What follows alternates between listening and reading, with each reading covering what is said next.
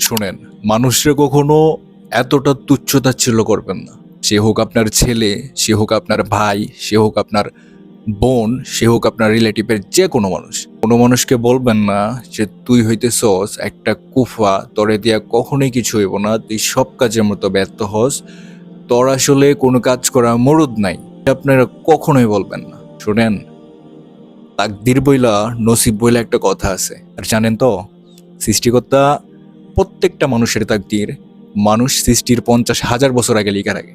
আপনার তাকদিরে যা আছে এই পৃথিবীতে সেটাই ঘুরে না ঘুরে ঘটবো। আপনি শত চেষ্টা করলেও, আপনারা শত পরামর্শ দিলেও এটা বদলাইব না। আপনারা যেমন চান আপনার ভাই, আপনার ছেলে, আপনার ফ্রেন্ডস, আপনার বোন এরকম হইব না।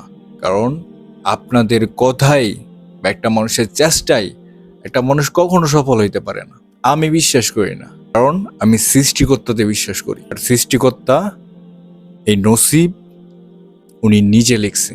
তো এই পৃথিবীতে উনি যা লিখছে আমার জন্য, তা আজ না হয় কাল, যতদিন আমার হায়াত রাখছে অত দিনের মধ্যে আমাকে দিবে।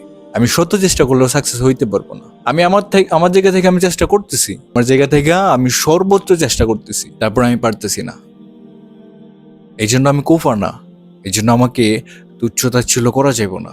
কারণ সৃষ্টিকর্তার পরিকল্পনাই উত্তম পরিকল্পনা। উনি আমাকে নিয়ে যে পরিকল্পনা করে রাখছে ওইটাই আমার সাথে ঘটবো।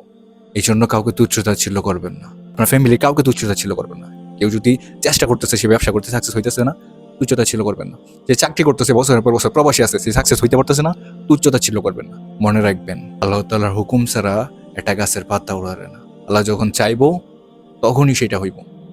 আল্লাহ না চাইলে আপনি শত চেষ্টা করলে, পৃথিবীর সমস্ত শক্তি দিয়ে চেষ্টা করলেও এটা কখনোই হইব না। আর প্রত্যেকটা মানুষের জন্য আল্লাহ সুন্দর পরিকল্পনা করে রাখছে। অপেক্ষা করেন, যাকে দিয়ে ভাবতেছেন কিচ্ছুই হইব না, একদিন সেই অনেক বড় কিছু করে দেখাইব ইনশাআল্লাহ।